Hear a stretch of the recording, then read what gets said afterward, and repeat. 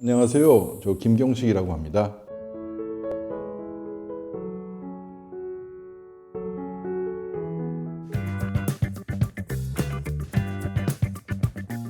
ETF는 장점이 많습니다. 주식시장에서 손쉽게 사고 팔 수 있고요. 비용도 펀드 대비 굉장히 저렴하다고 얘기를 합니다. 그리고 뭐가 편입되어 있는지 굉장히 투명하게 매일매일 볼 수가 있어요. 종류도 굉장히 많죠. 하지만 ETF의 장점은 쉽게 단점으로 이렇게 트랜스퍼 되는 경우가 있습니다. 연금 투자자 입장에서 손쉽게 사고 파는 거나 현재 편입 내역을 실시간으로 알 필요가 있나요?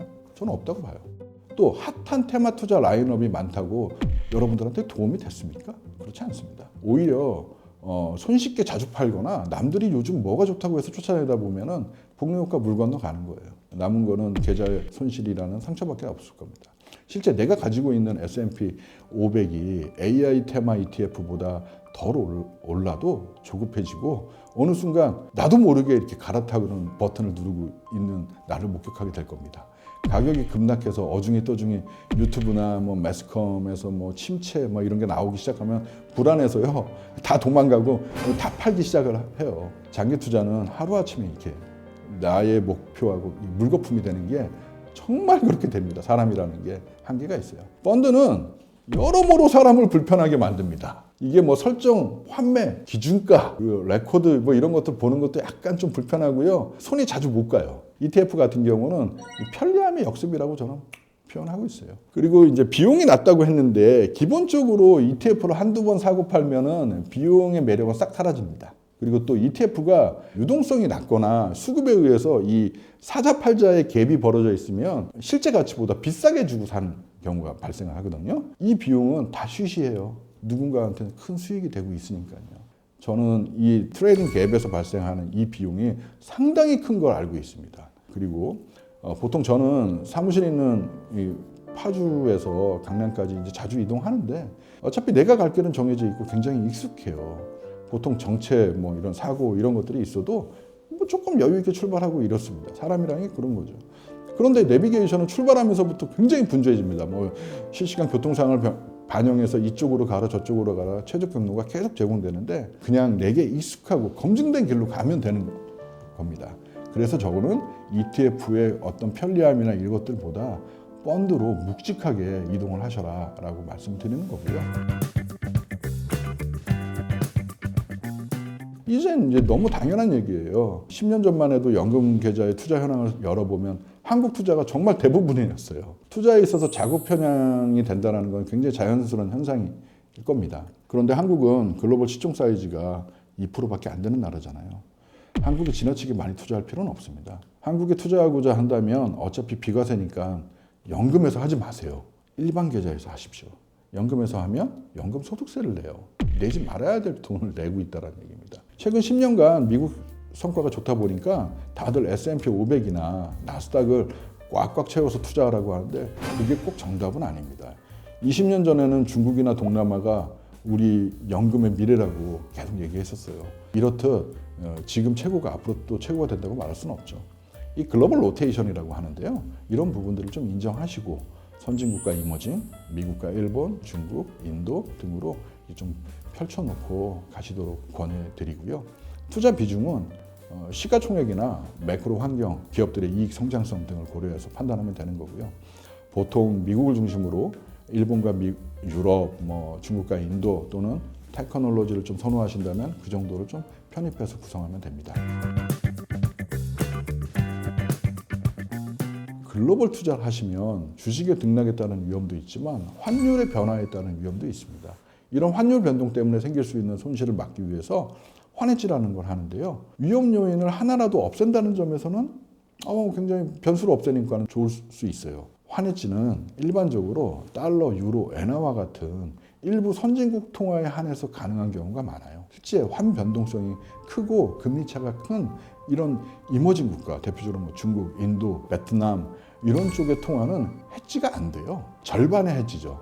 원달러 해지시키고 달러 대비 위안화를 열어둔다거나 다 그렇습니다. 그래서 환해지 투자는 보통 달러에 대한 환해지를 말합니다. 문제는 달러가 대표적인 안전자산이라는 점입니다. 주식이 급락하거나 긴박한 상황에서 달러 가치는 어떤가요? 올라갑니다. 원달러 환율이 상승하고 이 부분이 주식의 손실을 이렇게 트레이드 오프 시켜요. 상쇄시켜 줍니다. 1997년 IMF 때나 2008년대 금융위기 때 환율이 급등한 것을 경험하신 분들이라면 다들 아실 겁니다. 제가 실제로 이런 투자 펀드들을 했지만 08년도에도요 미국 주식이 50% 하락했는데 저 계좌는 마이너스 15% 정도밖에 안 되더라고요. 환이 방어해 준 겁니다.